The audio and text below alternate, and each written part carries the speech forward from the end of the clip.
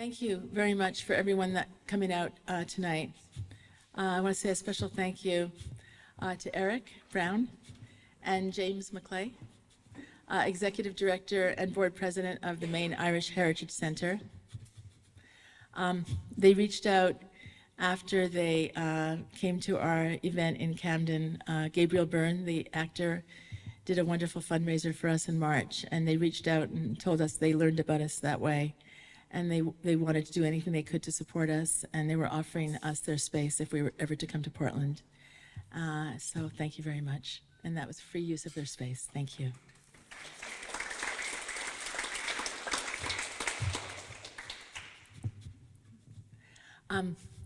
So my husband of 29 years was arrested in January 2016. So I guess that would be the start of finding our voices. And the one thing that I guess really, two things really sparked it, I guess. One was that nothing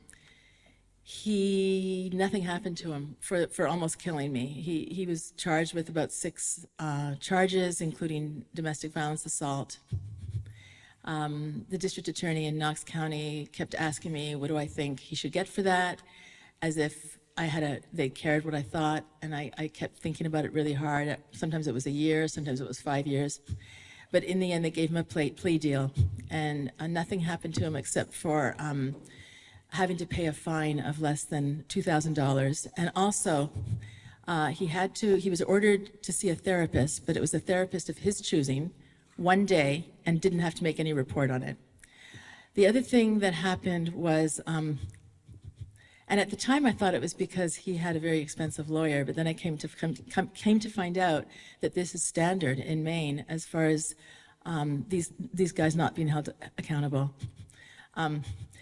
And the other thing that happened was after the arrest in my small town of Camden, where I had lived for 30 years, so many people, women, that I had known, some for decades, telling me that they too had gone through it when I didn't even know what it was. I didn't know it was domestic abuse. And I thought that it was only my experience, only I was going through this really confusing horror. So one woman said to me, my hairdresser, she put her hand on my shoulder when I went to get my hair done, and she said, I've been there, and I've always wanted to tell my story. So that started Finding Our Voices, which was a photo exhibit, and it was photo portraits of about, I think it was 12 or 14 women. Is anybody here in the original? Janine, were you? Janine, stand up. Janine was one of the original 12 that stepped up, and in the Camden Public Library in Valentine's Day 2019. And then it toured the exhibit. It went to the Holocaust and Human Rights Center in October of that year. And by then it was 20 women, and it was photo portraits and a quote. And then you could dial, there was a phone number next to each photo portrait, and you dialed it on your cell phone, and you could put it to your ear, and you could look at the picture and hear the woman telling you their story. Then we were planning exhibits all over Maine and even into the Boston Library, Public Library, and then COVID struck, and we were like, domestic abuse is only going to get worse with COVID. We have to keep this going, and that's when we decided, because we couldn't have it indoors anymore, it turned into a poster project. I live in Camden, so we acted really quickly. 70 businesses said that they would put our posters in their windows. So with those posters, we just started hearing from more and more and more women all over Maine about the hell that they were in and their lack of program services. The domestic abuse agencies are great, but the problem is so great. There are so many women going through it, and there's so many needs out there. So we stepped up to fill that gap and became a nonprofit 3 years ago. And what we are doing is we're tackling the 3 things that really most keep you trapped, which is stigma and shame, so that's part of the public awareness that we do. Financial abuse. Janine was the one who told me that financial abuse is basically 99% of all abuse, and it's like the chief tactic that they use to get control and keep control. not letting you have a job, sabotaging your job, everything in their name. And then there's also the isolation. So that's what we have a community. We connect women together in a community, in a sisterhood, and we have the Get Out, Stay Out Fund, and we've just announced that in 3 years we've given out $275,000 for short-term emergency shelter, security deposits, car repairs, car registration. And the other day we paid for a woman to have her dog spayed and shots, so she could bring the dog to a shelter with her, and home security devices. And we also, because they put you down so much, so you come out and you're feeling so terribly about yourself. And we have 34 dentists now giving free dental care to survivors of domestic abuse. I went today to bring flowers to Dr. Jacobson in 2 Lights in Cape Elizabeth. There was a woman, and she was wearing a face mask. She worked at a hospital. She was wearing a face mask a year before COVID and after COVID, because her superior told her that her presentation or her appearance was unsightly and it didn't fit the image of the hospital. And the reason her teeth were rotten is because he didn't let her brush her teeth. That's the reality of domestic abuse. So this Dr. Jacobson gave her back her smile, $14,000, and she's glowing, gleaming. She's a completely new person.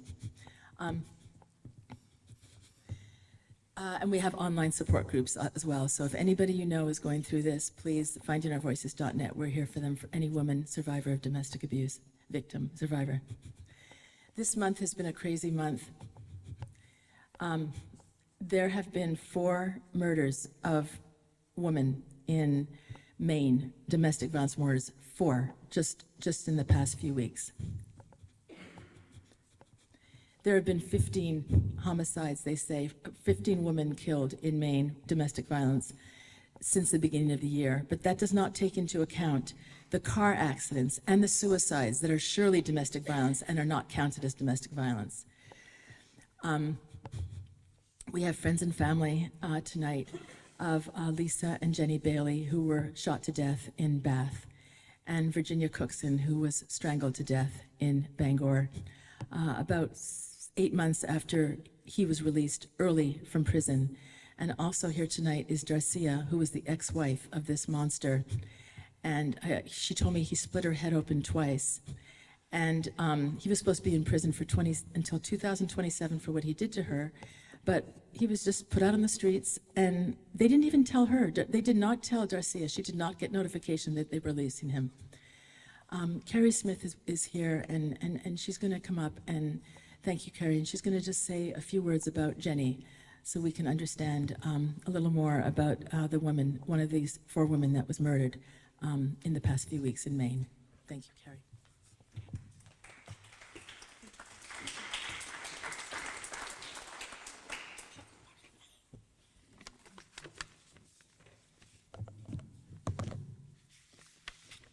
On Sunday, October 6th, I watched from behind yellow crime scene tape as the bodies of my best friend Jenny and her mom, Lisa, were photographed and placed into black body bags. They were murdered by their abuser, Jenny's father, Lisa's husband, a man that was supposed to love them unconditionally. This was completely preventable, as many cases like this are. Police were called to their home twice in one day. They questioned his mental health and took no action.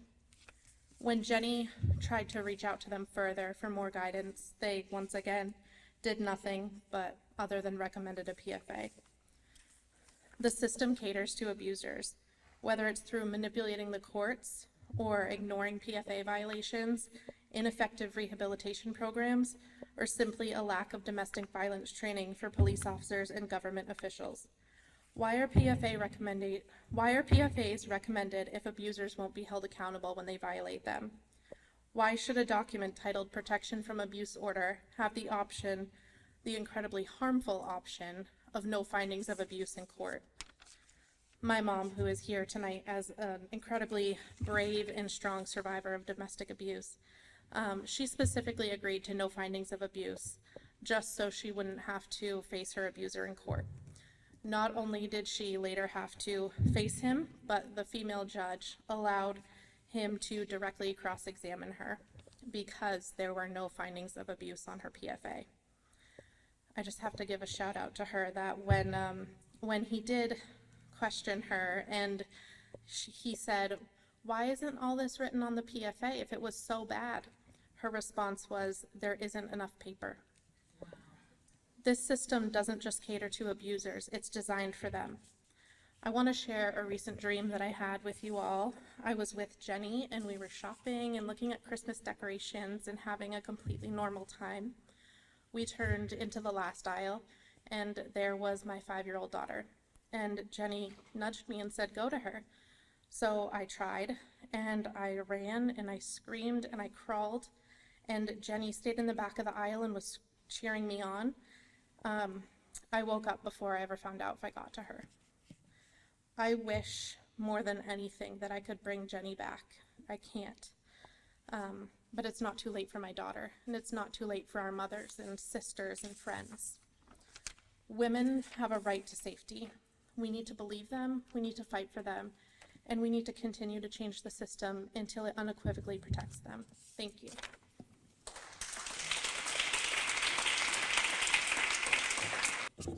And I would like to welcome Mary Lou.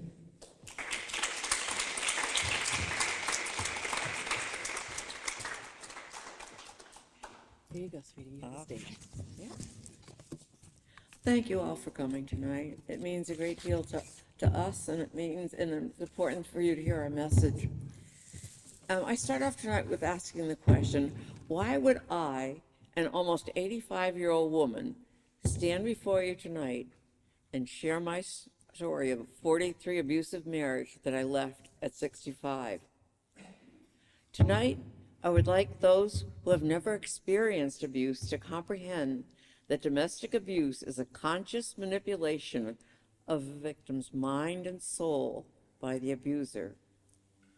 No one chooses to be abused.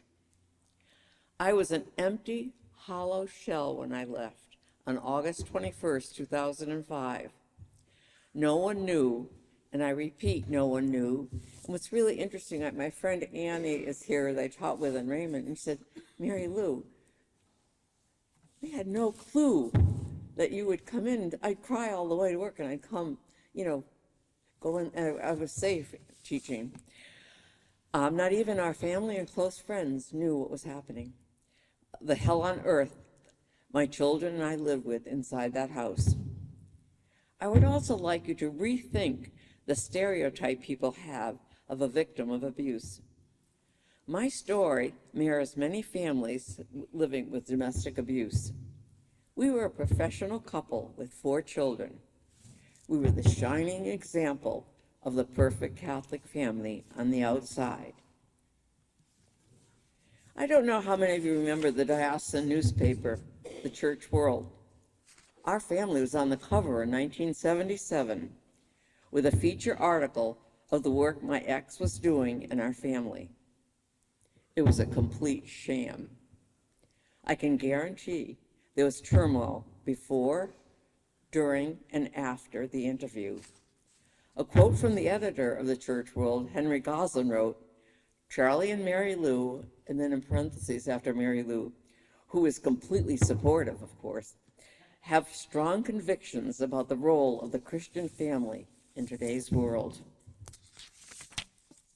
Would anyone suspect from this photo that my ex, Charlie, was a respected and outgoing at USM and in the community on the outside, and had created a living hell inside our house for myself and my children? So there's the pictures of the family. Yeah, that's the perfect family going on there too. And the thing I want us all to think about tonight, how many families are living that hell on earth right now as I speak?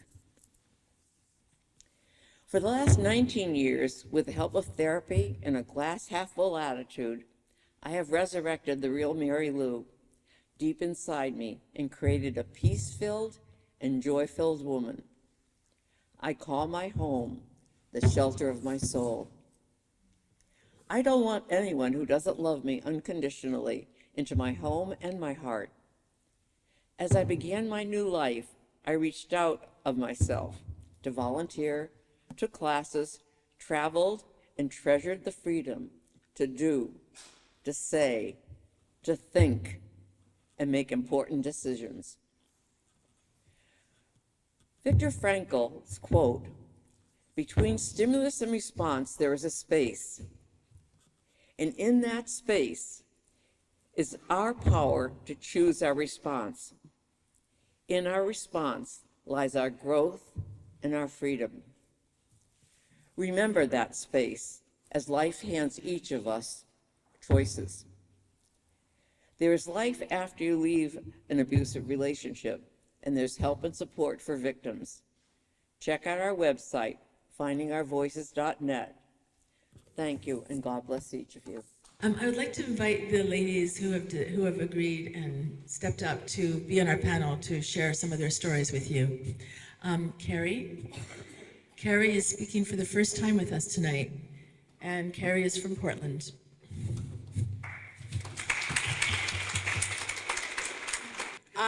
And Tiffany is one of the 45 women on our posters. This is Tiffany's poster. Thank you. Tiffany's from South Portland. Jolene, please.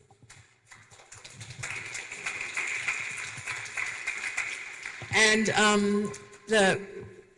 I love Megan Maloney. She's the district attorney for Kennebec and Somerset, and she's super supportive of everything we do and women domestic abuse victims. And she and Jackie invited us to talk with them about the changes that need to happen. Jolene, and Bethany, who's here also. Carrie, is that horrible to start with you, even though it's the first time? So, Carrie, you were saying about there's been two. I mean, how can I count all the abusive relationships I've been in? I could say that there was one that was not abusive, but Carrie, you identified that there were two abusive relationships. And what year would have the first one have started? Maybe in the what year would the second one have started? I'm not that good with years, but the first one around 1995 or so, maybe closer to 2000, and then the second one probably 2013, something like that. And if you were to characterize each of them, would you say that physical, sexual, financial, emotional abuse, like with the first one and the second one, were they very different? Because that's what happens sometimes is you're in a relationship and then you get out and then you meet someone else and they seem to be completely different, but it's abusive in a different way. So if you want to talk about that. I think for me, in retrospect only, I think at the time they seemed very different. Now that I look back on it, I see very similar characteristics that were there, in other words, red flags, if you want to say, that I could have identified in both of them early on before there was any kind of abuse. The first one was meaning a power and control, verbal, emotional kind of abuse, and just that in order to please them, I had to act a certain way or think a certain way or look a certain way. And so I conformed to their ideal of what they wanted me to be. The first one became physically abusive, and then eventually sexually abusive. And it took me a very, very long time to heal from that one to even be able to say that it was sexually abusive. because I think there's so much shame and stigma around what is actually rape, and what is actually consent. And for me, it was mostly while I was sleeping, and I was taking some medication prescribed, and we also, partook of a little bit of drinking and partying and stuff along the way.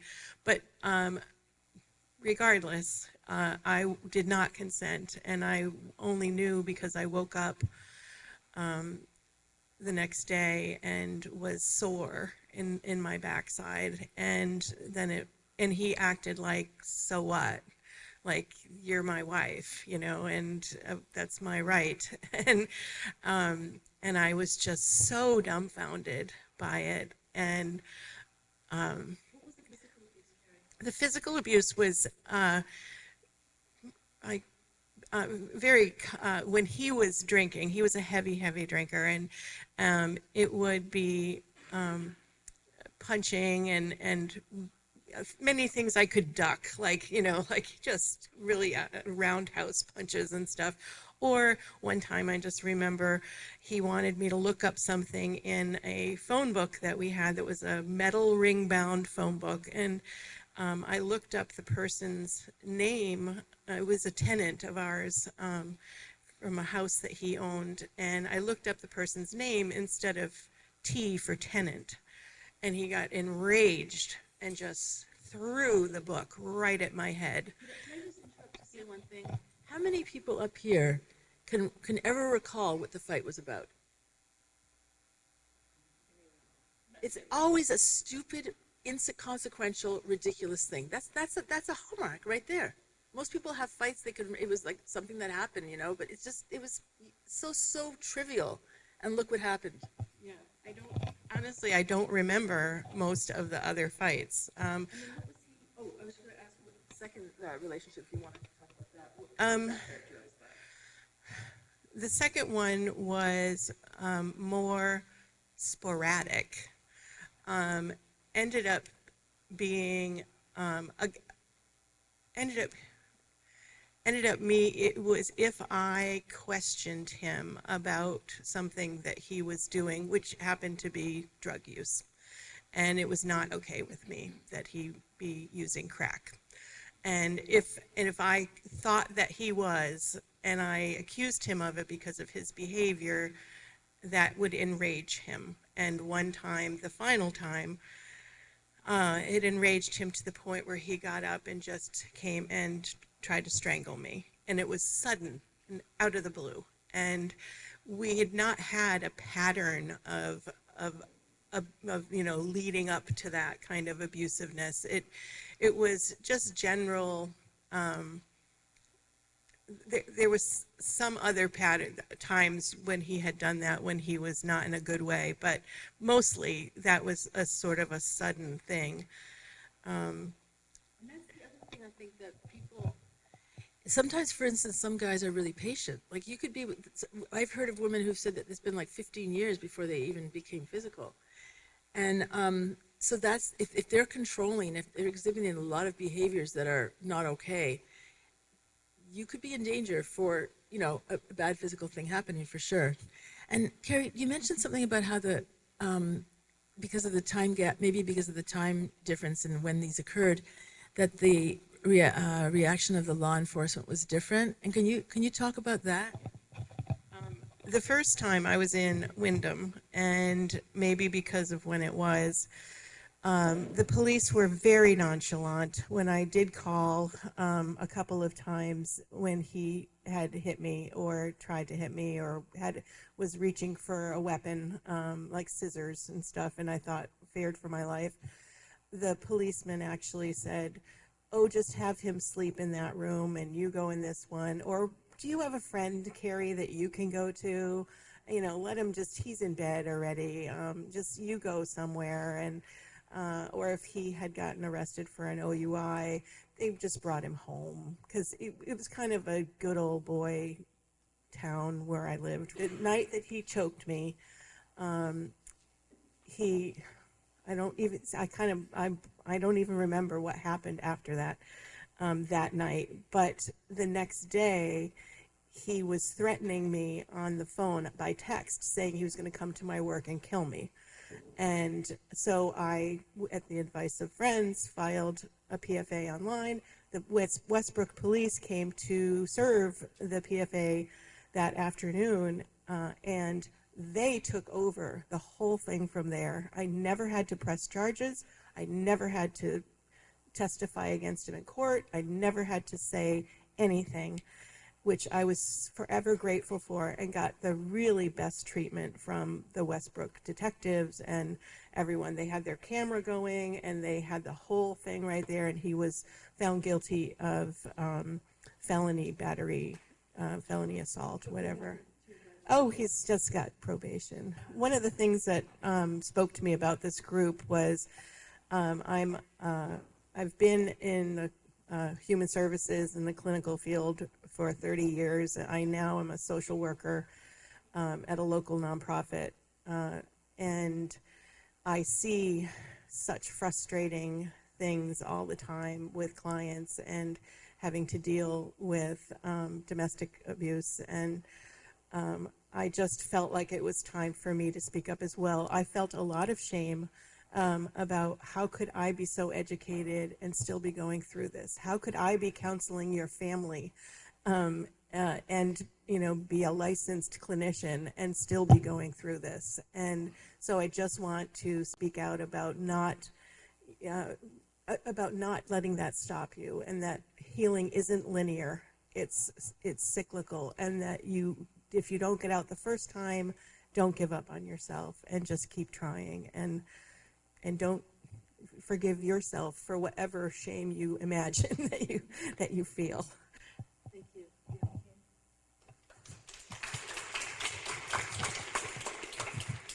And Clary, would you like to introduce yourself? Sure. So I am here today, and it has been a long journey. I have learned a lot about myself, not so much about my future ex, but myself, and that's a good thing. So I never thought in my life that I was gonna live that chapter, and I was gonna pretty much discover something that was part of my life, but I didn't know until I was exposed to be the bad person in our marriage. Just like Mary Lou said in the past, when she entered to that stage of her life, which is, entering into the divorce, we get lost. Like, I didn't know what to do. I didn't know if it was worth it to be here. I didn't know if I was a good person. I didn't know if I was a good mother. I didn't know if I was a good teacher. One thing that I tell people sometimes is a reason to think about leaving is they can turn it on you. These guys have a playbook, and sometimes they will call the police and accuse you of being the abuser, and you can be arrested, you can be charged, and you can be convicted. And Clary, could you tell about what happened with you in that regard? And So, like I say, I realized that I was the bad guy of the story when a normal day, I was at home.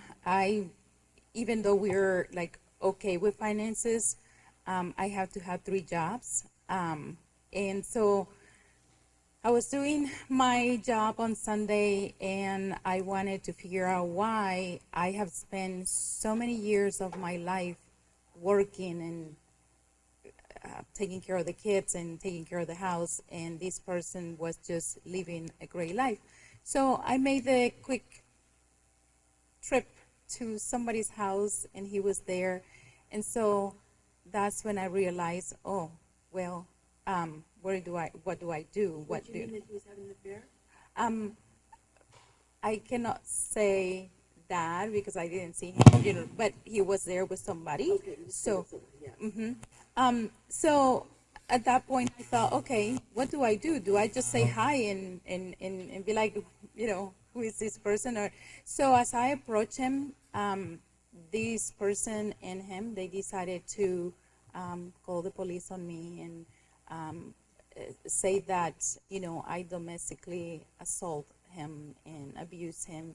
So I was incarcerated for 7 hours, and during those 7 hours, I keep pinching myself, saying, "Am I awake or am I dreaming?" Was the arrest in the paper? It was, and so I was gonna lose my job, and it took a long time, over 3 months.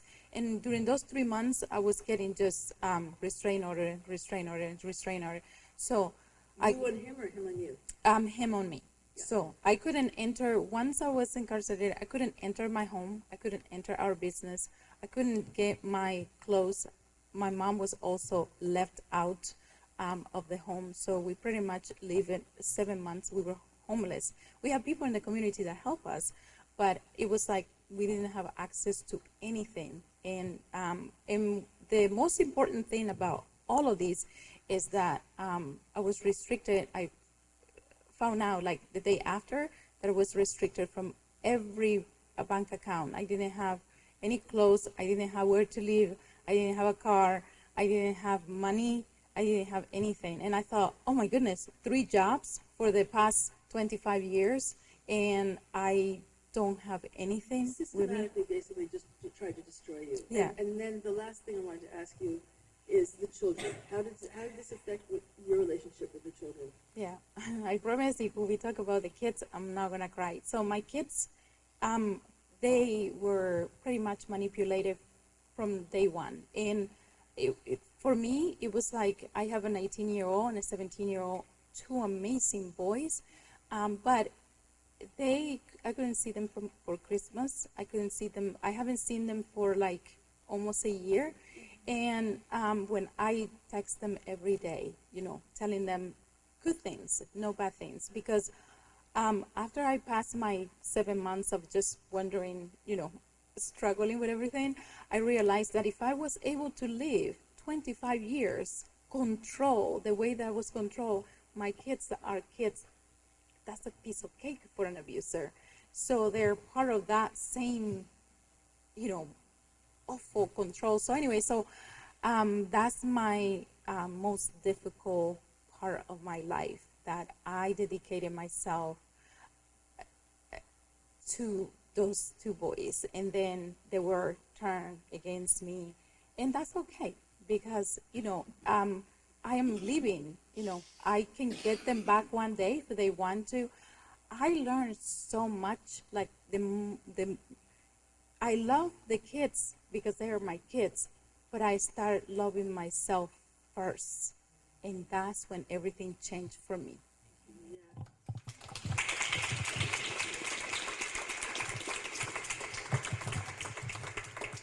I just want to recognize some friends and family of Virginia Cookson who are here, and thank you for coming. Carmen, Virginia's daughter, is here.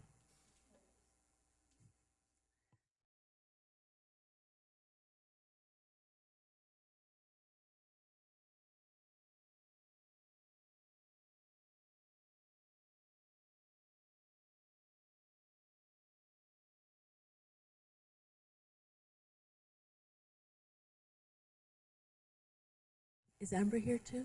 Amber, we're going to ask you to come up and say something about, if that's okay, if you feel okay, if you want to, only if you want to later, okay?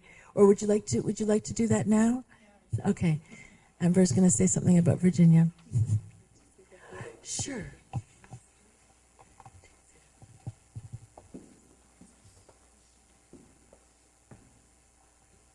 Thank you, Amber.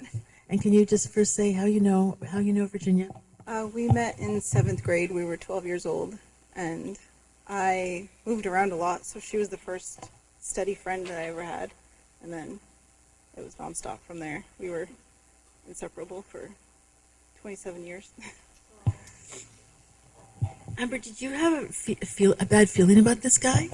Yeah, we pretty much knew it was going so fast in the beginning, because when she first told me she met a new guy, I do the thing that everybody does, and like I Googled him, and I looked his arrest records up and everything else, and the domestic stuff that he had was sealed. It wasn't public knowledge at that time. So What was that? Why? Do we know why? I don't know why. I wonder if it could be because he was still in the correctional system Yeah, with an we early didn't know release. anything Yeah. about that. We didn't know any information whatsoever Oh, about that's that. bad. That needs to change. Yeah, because I mean, he was let out years early before he was supposed to. 2027 was when he's supposed to get out. So if he wouldn't have gotten let out early, then she would She still would be be alive. Did you know? So what was your feeling about him?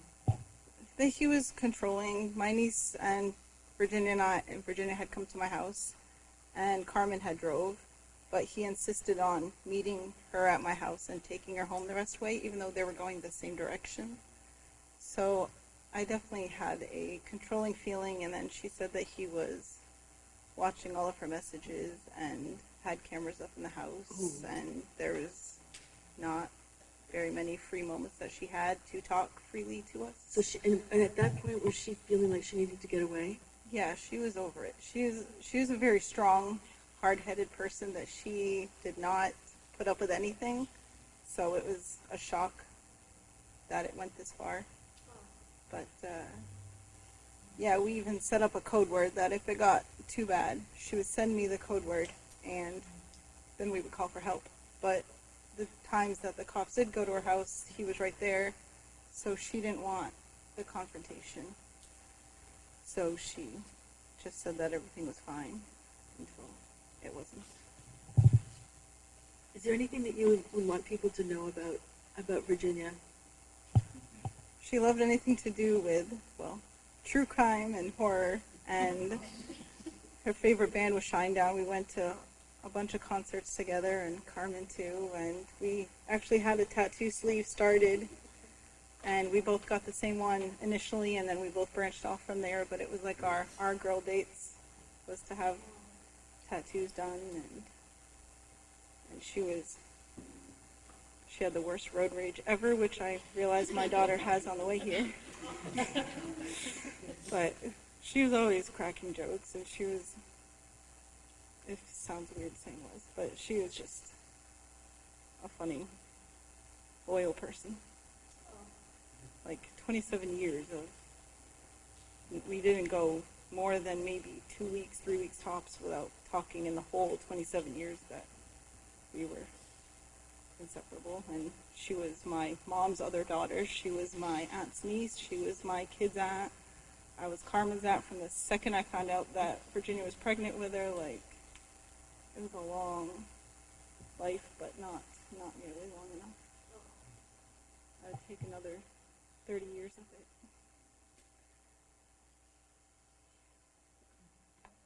Thank you, Amber.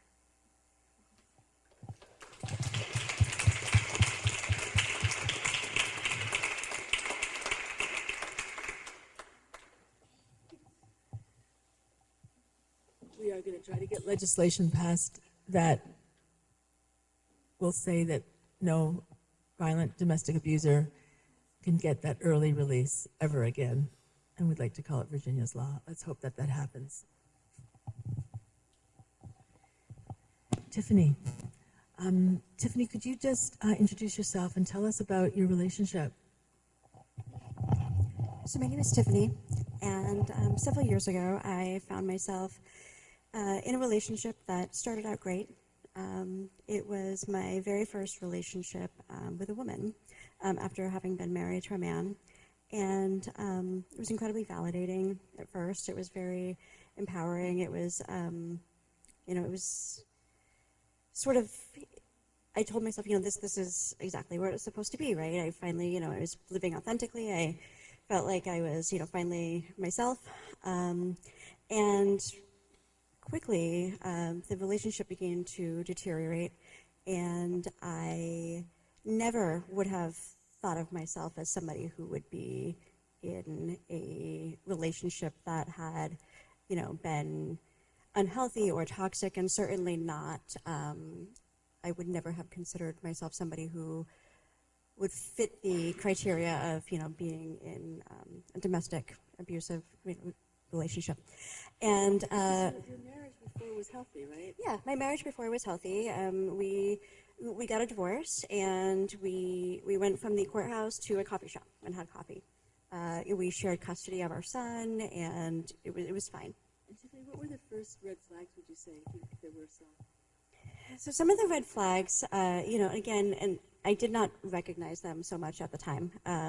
She would start to sort of create a wedge between my ex-husband and I. And so if we had to, communicate something about, scheduling or drop off or our kid or, anything, she'd become very, very angry and, demand to see my phone and demand to see the messages.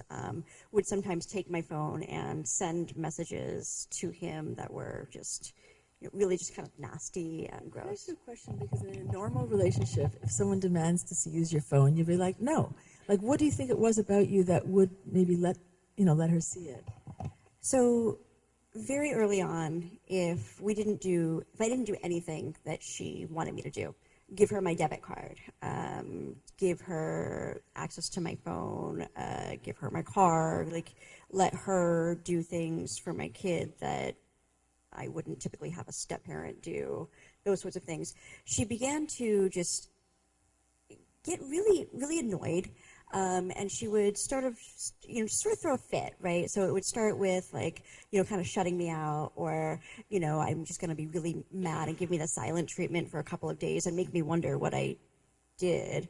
And that's not very uncomfortable, especially you're in the house living with someone. Right, Doing that. right. And would do it like in a very exaggerated fashion sometimes. Or, would sometimes try to involve my kid where I would go like, sort of to the other end of this, just try to be very happy and cheery and everything's fine, everything's okay.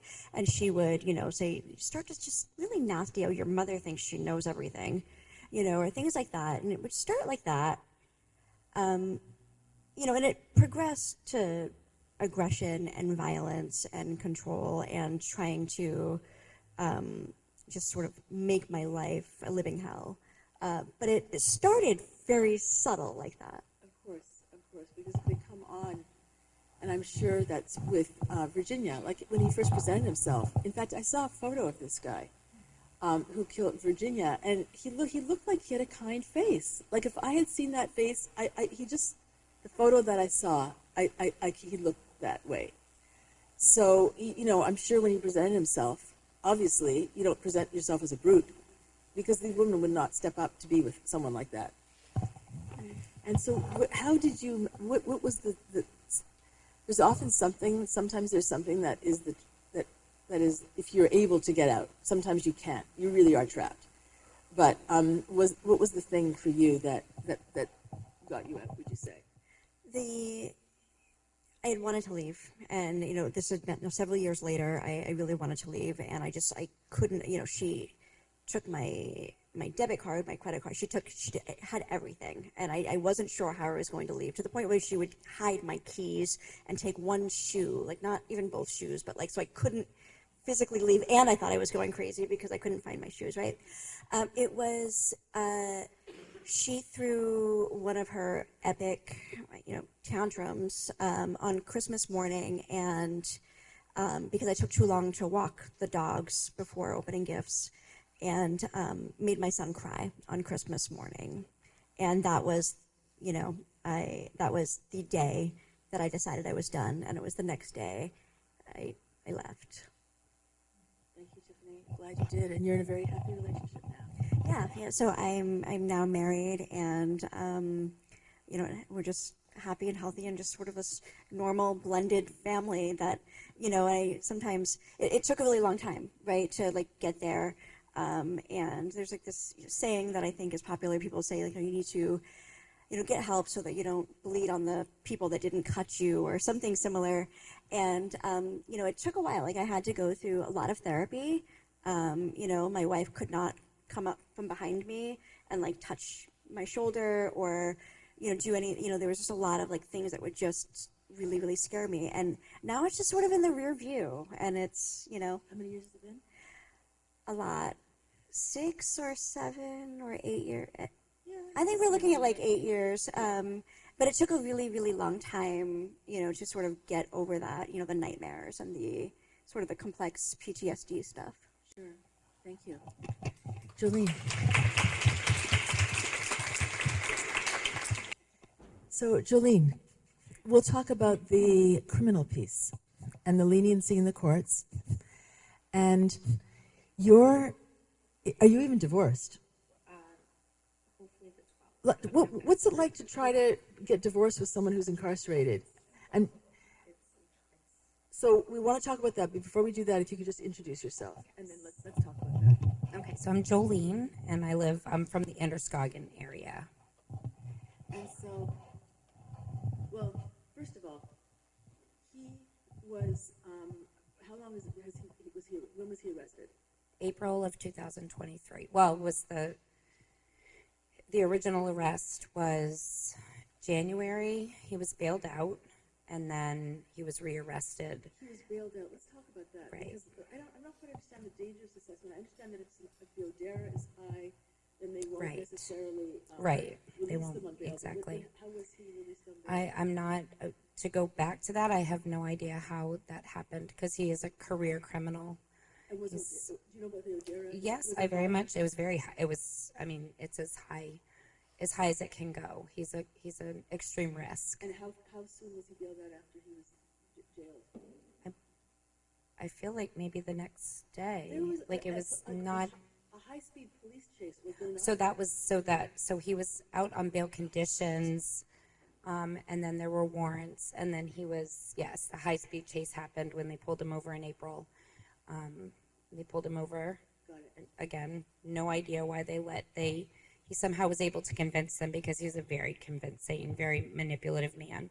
And he was able to convince them to follow him to his mother's house. Okay, so let's get this clear. So he bails out after violent crimes. This is he's got a 40-page criminal record. He's on the streets. He gets pulled over for for warrants. So tell me what happened when he got pulled over for warrants. So he convinced the officer that pulled him over to follow him to his mother's house because he didn't want to leave his truck on the side of the road, and they agreed, in which he then took off on a high-speed chase through several towns, multiple entities involved. It was the latter part of the day, so early evening, so very dangerous, high speeds, running red lights. He crashed. He ended up crashing the truck and then took off on foot. Okay. So when he was finally how many felonies was he eventually charged with? So his total charges were 13. There were 13 because they combined his domestics with the high-speed chase. So there was a total of 13, and I'm not sure how many of those were felonies. Most of them were probably felonies, because he's a felon. Like, there were 2 Class Bs, which is right below murder, which is an A. There were 2 Class Bs, several Cs. So I don't even know if any of them were misdemeanors. I think most of them were felonies. What were you told by the Androscoggin District Attorney's Office as what might be expected for a prison sentence for him? I don't know if they ever quite gave me an expectation, but I think that when they were feeding us through it and getting us ready for trial, a Class B is 5 to 10 years, just one. And he had 2. So, and he had 2, but he also had, multiple, we also had the C's and the D's, and so tallying it up, it looked like it was going to be 40 years. Okay. So you get an email from the victim witness advocate. Yes. And tell me because I keep asking. The this, title, I know, the title said, so we were 2 days away from trial, and my daughter, because my daughter was the one that called 911, they wanted her to be a witness. So the title said, good news, we have a deal. First of all, the title was good news. Good news, yes. And then I go to open it, and it was, we've come up with a plea deal, and your daughter doesn't have to stand to testify, because that was what they kept telling me was their reason. She would have. She was ready. Yeah. We were ready, because the children had been just as much a part of this horrible nightmare as I had been. So yeah, that was. And what was the plea deal? The plea deal was 6 years, 3 suspended. So 3 years. 3 years in prison. What was the date when he was incarcerated? What was the It was April 2023. Okay, so we're talking about a year and a little bit. So it'll be 2 years in April, yes. 2 years next April, right? Yes, this coming up April, yes. A year and a half. So we got like a year of good time, or not good time, I'm sorry, he got a year of time served because he'd been in Androscoggin for almost a year before. And then, He's been in prison for about a year and a half. not even, no, by the time they moved him, Okay. which was January, by June or July, I received a letter from the Victims Advocacy Program stating that he was part of the reentry program and that so he was being moved to minimum, which his entire career. I mean, he's a lifetime registrant on the sex offenders registry. He's never been in minimum security his entire adult life. So for the first time in his entire adult life, he is in Bolduc, the farm. That's what they call it. They call it the farm, and he is in Bolduc. And And they talk about furloughs, are they not? talking about furloughs, he has to complete a problematic sexual deviant course of sorts, and then he can apply for furloughs. And his crimes against you include strangulation, no? Yep, strangulation. There was he threatened to kill me and the kids on a recorded line with a detective. Like there was, I mean, evidence, kids. Yeah. Yes. Okay. We're going to open it up. Is there any? We'd like to, if we could keep the questions to for the panel, if you don't mind, just because time is short. Is there any questions that anybody would like to ask any one of us or all of us? Yes. Oh, can I move over? Yeah. We can't see you. Thank you, Steve.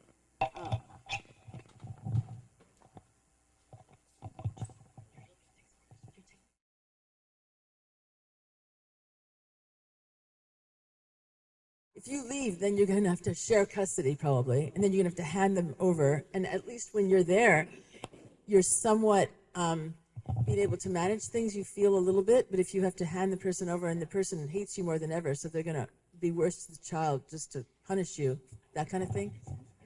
Isn't it concerning that in these abusive relationships, because safe houses are full, like they're all full, there's no room. So the solution is, well, two of them. Why don't you just leave? It's always there first, and then it's, well, then you need to go. You need to flee. You need to find a safe house. So it's our responsibility to find the other place, to uproot our children, our pets, because we can't even leave a cat or a dog, let alone multiple, with them. Anybody else have anything they want to add to that? Anybody else have anything they want to add up here? Yeah, the kids. That's a big thing. Does anybody have any other questions? Yes, Kathy.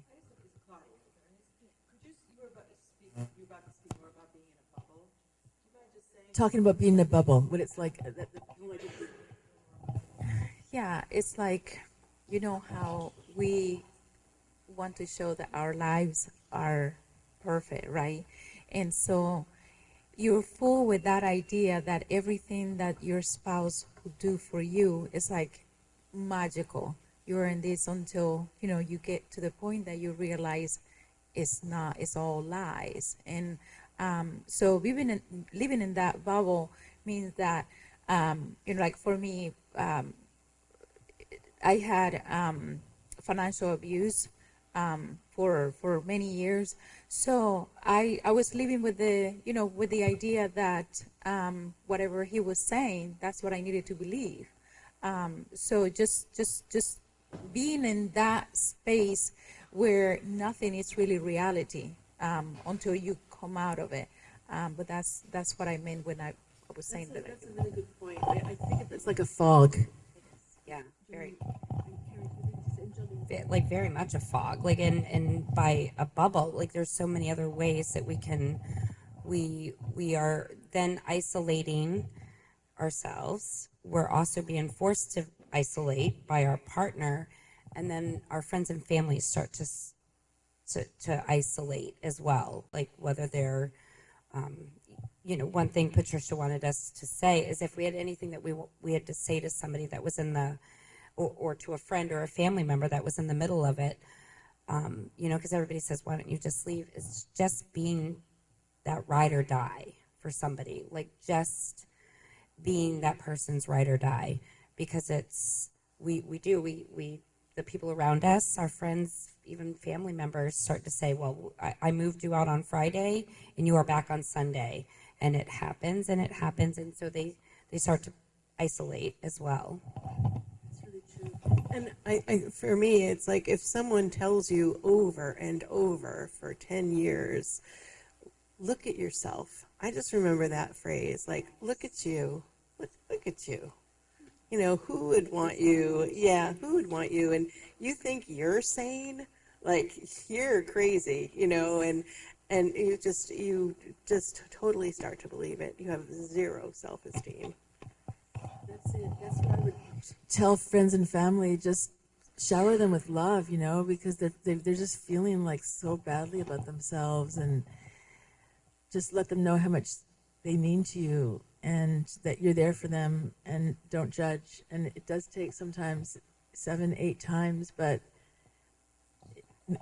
the average, yeah. So if they do reach out, they will know that keep the door open. That's the most important thing. And I think, like, for me, like in my work and things like that, one thing I say to other clinicians or people is the term strength-based. When you're talking with someone, it really helped me when someone would talk to my strengths and build me up instead of putting him down. Because the second you start to put him down, or say, look at what he did to you, look at da. I just had this blind spot, this ride or die thing. I didn't want to look at that, but like encouraging my independence, or my, oh, look at how you're playing music again, you're, let's go to a show, let's, you know, something strength-based helped me get myself back. Yeah, or maybe even suggest you do something with something you used to love doing, but you can't do anymore. Is there any other questions? Yes. As a former banker, I saw many cases where on joint accounts, we'd have a husband come in, restrict the account, and as you said, next day the wife would come in, partner, and just be at a loss. Is there anything, looking back now, you think that could change within banking or change within legislation that would actually help in those moments? You mean for the individual to do? Yeah, for the partners that are being financially abused, is there anything looking back would help? One thing is, don't let everything be in his name. But I say don't let. But the thing is that right from the very beginning, if you establish that they want to let my ex lease me a car, I want it in my name. But that's difficult because you know, at what point can you stand up for yourself? And at some point you can't. But you were nodding about that. No, I was gonna say, like, Maine now, thank good, we have where financial abuse has been added because of Janine. Exactly, we have where financial abuse has been added to the list of whatever the statute is. Yes, exactly. Janine actually is the one who introduced and got through a bill that adds financial abuse to the definition of domestic abuse. Thank you, ladies. So the bill passed in 2018. Governor Janet Mills, who is one of our survivor sisters, a lot of people don't know that about her, but she's been a big supporter of us. It passed in she signed it into law in 2018. It officially went into law in 2019. And it does many things, but the most important thing that LD 748 does and did was that the term financial abuse is now part of the legal definition of domestic violence in the state of Maine. And that's huge, because when it's happening to you, couldn't have done it without Pat and finding our voices, but when it's happening to you, you don't even know it has a name. You don't know it's a thing. And before you start to realize it, everything's gone. So often I get asked, what can women do to protect themselves? And I do have a laundry list of things that they can do. But one of the best things to do, and it's easy to do after the fact, is never commingle your money, ever. And if someone insists that you should, there's your red flag. Because if they insist, there's something a little nefarious about that. And it's never a good idea. So I hope that answered the question.